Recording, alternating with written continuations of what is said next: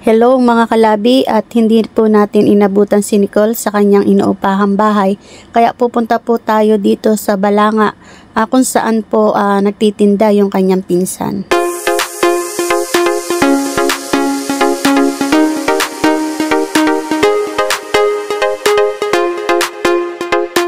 At naikwento nga sa akin ng tita ni Nicole, para hindi na mangupahan si Nicole ay mag-extension na lang siya sa kanilang bahay kahit maliit na kwarto lang. Ngunit wala nga pong perang pambili si Nicole ng materyales. Nandito na tayo mga kalabi kung saan tumatambay itong si Nicole. Ay mga kalabi, dito si Nicole. Hello po. Ay Nicole! Kumusta? Sikapin mo, pilitin mo, tibayan ang iyong puso. Si Nicole, oh. Nicole, mga kalabi. Sarap na tulog. Sarap na tulog. Galing kami sa inyo eh. Eh, yun nga, si tita mo. Joy. Hello, Rone! Sabi ng tita mo, nitong nakaraan na, diba, sunod-sunod yung ulan, walang hinto. Binaha pala kayo doon? Yan, sawa ng Diyos talagang di pinahintulutan na hindi kami magkita ni Nicole. Nicole, maraming gustong makakita sa iyo ngayon. Oh, ayan na mga kalabi, ito na si Nicole, yung ating batang ina, no? Eh, yung asawa mo, kumusta naman na? Okay naman po. Ayos naman pala dito si Nicole kasi doon naiinip siya doon, no? Hindi kanaya dito. Kahit paano maraming tao. Akala ko, lahat dito kami, trabaho ka na. Wala.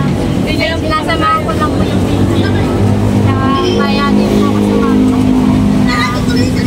Naiinip ka dito. At dito nga po mga kalabi ay nalaman ko na sila Nicole ay ulilang lubos na at 6 po silang magkakapatid. Tapos halos lahat may asawa na dito. Yung dalawa, wala pa po nag-aaral. Eh, nasaan po yun? Yung nasa atin niya po. Ayun na yun. Diyan sa may banig. Oo, siya na yung nag-alaga sa mga kapatid niya. Maliliit pa siguro doon. Yung isa po, mga 14. Tapos yung isa, siyang lalaki. Pagka pinatutulungan na lang po nila na mapag-aral yung dalawa. Ayan mga kalabi, ito na po si Nicole at nakita na nga po natin siya. At kanina nakita na natin na yon yung tinitira niya ngayon. Bali umuupang po siya doon. At yun nga, pinaha siya noon itong nakaraan. Yung pinaha ka, saan kayo pumunta? Sa bahay po ng tita ko. Kami nakikita. Kasi po yung bahay din po namin na yung bahay. At tumutulog din siya. Wala din po kami matulog. Pero po ngayon, naayos na po namin. Yung bubong Hindi na parang po. Kaya lang pag sa tuwing umuulan talaga inaabot ng hanggang po. Napakaputi ko po paulan po. Kaya hirap po talaga sa akin.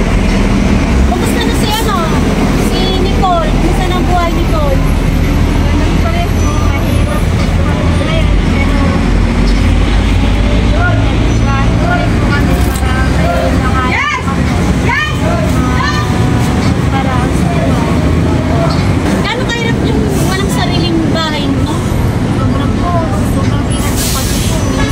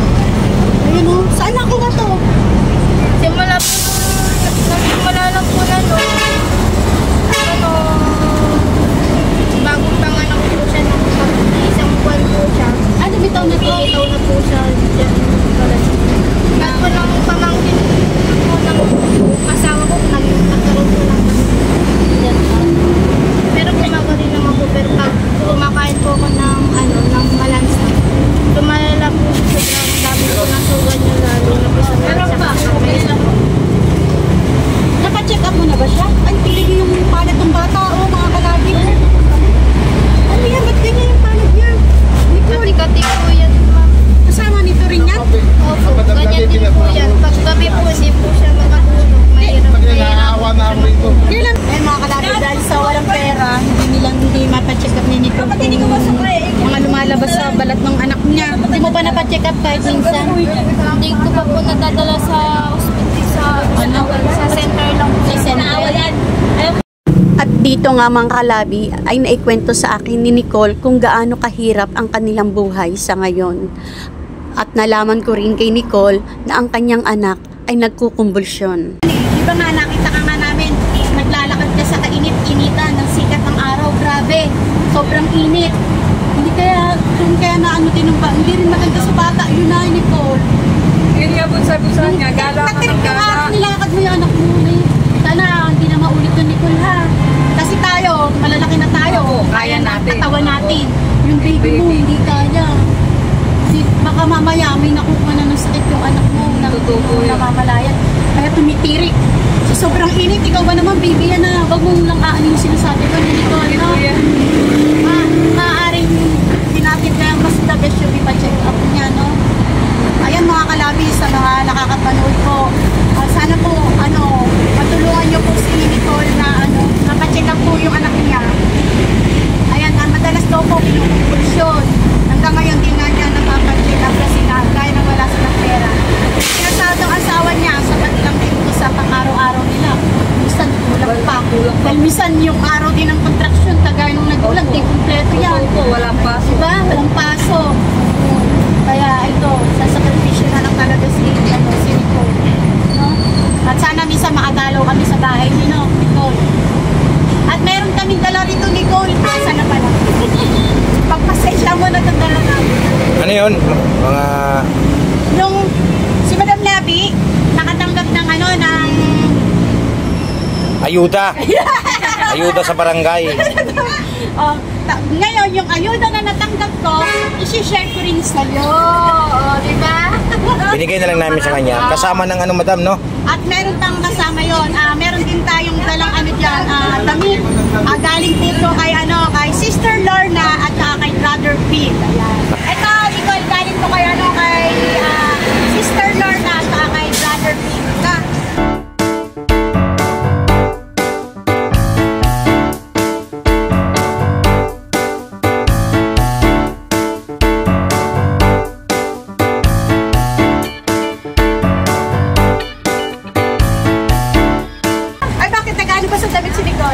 Yung ayaw po ng kapatid niya, pinupulit niya po, para sa anak niya.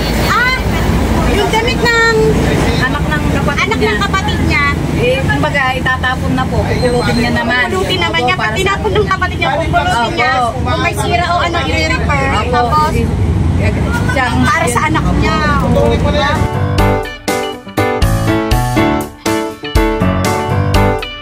Maraming salamat po sa binigay niyo sa amin.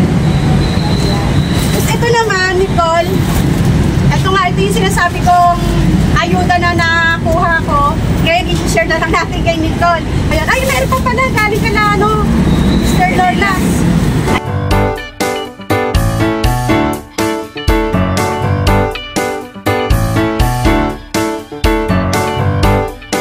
Ito, yung ayuda ni Madam Lami. Ayan, sa'yo na, Nicole. Ayan, may pangkapi kayo. Ayan, may Lucky Me. Tapos may pilata, tsaka gas, na? Ayan, share ko na rin sa'yo natin. Binigay niyo. Ay, meron pa pala. May nagpapaabot pala ng ng pagmamahal sa'yo, Nicole. Sana meron din akong pangmamahal. Ayan, ayaw niya nang magpabangkit, Nicole. Pero alam ko, masayang masaya siya ngayon dahil na